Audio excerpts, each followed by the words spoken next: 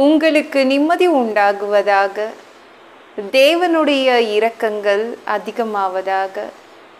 தேவன் என்ன சொல்கிறாங்கன்னா, சங்கீதம் 121:3 இந்த வசனத்தை தான் உங்களுக்கு கொடுக்குறாங்க. உன் காலை தள்ளாட ஒட்டார், உன்னை காக்கிறவர் உறங்கார். நம்ம தேவன் நம்மளை பாதுகாக்கின்ற தேவன். உங்கள் குடும்பத்தை பாதுகாப்பார், உங்கள் வேலையை பாதுகாப்பார், உங்கள் பிள்ளைங்களை பாதுகாப்பார்.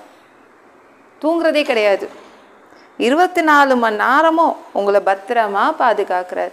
24 hours தான் பண்ணுறாரு. என் பிள்ளைங்களை நான் பத்திரமா பாதுகாக்கணும். உங்கள் வீட்டில் யாராவது செக்யூரிட்டி வச்சுருக்கீங்களா? சிசிடிவி கேமரா யாராவது வீட்டில் வச்சுருக்கீங்களா? நாய் வச்சுருக்கீங்களா? தேவன் உங்களை பாதுகாக்கிறார். நீங்கள் எப்படியோ உங்களே பாதுகாத்து கொள்றீங்க. ஆனால் தேவன் உங்களை மிக மிக பத்திரமா பாதுகாத்து வச்சுருக்காரு. சரிங்களாங்க? அவர் நம்மளை பத்திரமா பாதுகாக்கிறதுனால தான் நம்ம இந்த பூமியில் சந்தோஷமாக வாழ்ந்துட்டுருக்கோம்.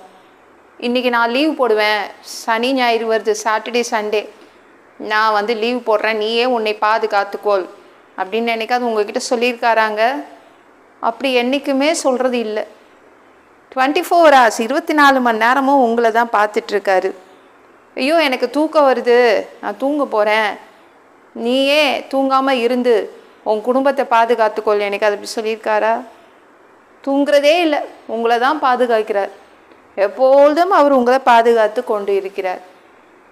நம்ம நினைக்கிறோம், நம்ம வேறு எதையாவது சிந்திச்சுட்ருப்போம் தவிர நமக்கு உண்மையிலேயே எங்கே ஆபத்து இருக்குதுன்னு தெரியாது.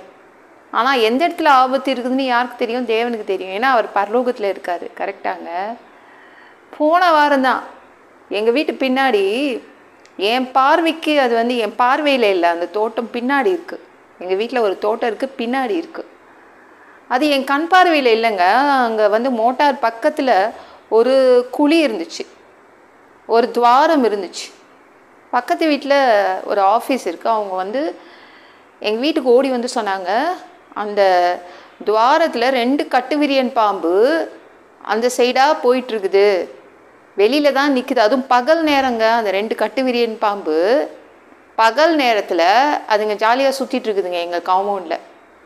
பக்கத்தில் ஆஃபீஸில் இருக்கிறவங்க அவங்க ஓடி எங்ககிட்ட சொன்னாங்க, காமிச்சாங்க, பாருங்க. அப்புறம் நாங்கள் ப்ளீச்சிங் பவுடர் வாங்கிட்டு அந்த துவாரத்துக்குள்ளே கொட்டி விட்டுட்டோம். அந்த கட்டுவிரியன் பாம்பு போயிடுச்சு. அது ஆண்டவரே அவங்க பார்வையில் அந்த கட்டுவிரியன் பாம்பை காமிச்சு எங்களுக்கு அதை தெரிவித்தார். தேவன் நம்மளை சுற்றி எப்படி பாதுகாக்கிறாரு பார்த்தீங்களா? இன்றைக்கு கூட பெரிய ஆபத்துலேருந்து நான் காப்பாற்றப்பட்டேன். கேஸ் சிலிண்டருக்கும் ஸ்டவ்வுக்கும் இந்த கேஸ் டியூப் போகும்ல, அது என்னென்னா வெடிச்சிருந்துச்சுங்க. நல்ல பிளவு, யாரோ கட் பண்ணி விட்ட மாதிரி ஒரு நல்ல பிளவு இருந்துச்சு.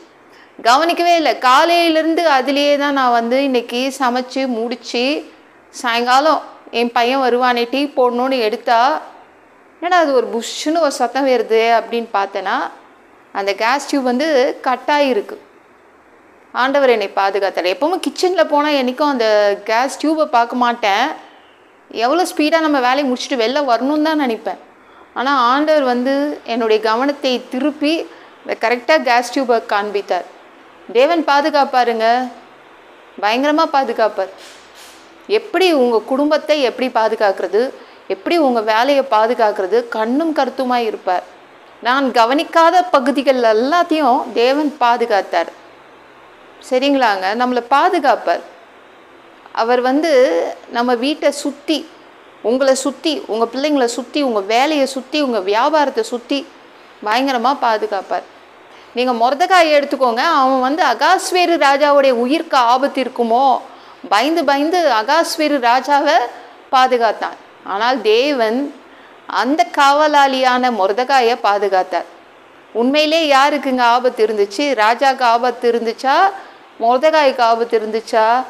மொர்தெகாய்க்கு தான் ஆபத்து இருந்துச்சு. 50 முழம் உயரத்தில் ஒரு மரம் செய்து இவனை சாவடிக்கணும்னு ஆமான் என்ற மந்திரி சுற்றிட்டு இருந்தான். தேவன் அந்த மந்திரியை அதே தூக்கு மரத்தில் தொங்க விட்டாரு.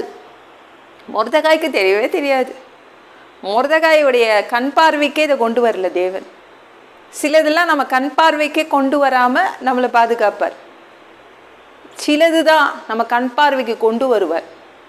உங்களை நான் பாதுகாக்கிறேன்னு சில நேரம் அவர் காண்பிப்பார். மொர்தெகாய் அப்படியே அழகாக வந்து அவர் பாதுகாத்தார். அப்புறம் தான் தெரியும், ஓ இவ்வளோ பெரிய மந்திரியா என்னையே சாவடிக்க நினச்சார். அப்புறம் தான் தெரியும். அதுக்கப்புறம் எல்லாம் நடந்து முடிச்சிட்டோன்னே தான் மொர்தெகாய்க்கு தெரியும் தேவன் அவனை எப்படி பாதுகாத்தார் என்று. அப்புறம் தான் அவன் தெரிஞ்சுக்கிட்டான்.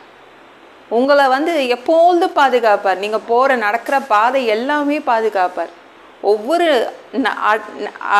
நீங்கள் வந்து அடி எடுத்து வைக்கிறீங்களே, ஒவ்வொரு அடியும் தேவனால் பாதுகாக்கப்படுது.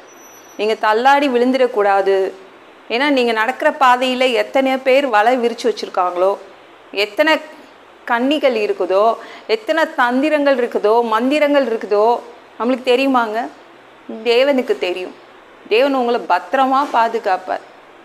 சரிங்களாங்க? அவர் தூங்குறதே இல்லை. என் பிள்ளைங்களை நான் பத்திரமா பாதுகாப்பேன், பூமியில் அவங்க சந்தோஷமாக வாழுவாங்க அப்படின்னு பாதுகாக்கிறார். உங்களை யாரும் ஒன்றும் செய்ய முடியாது.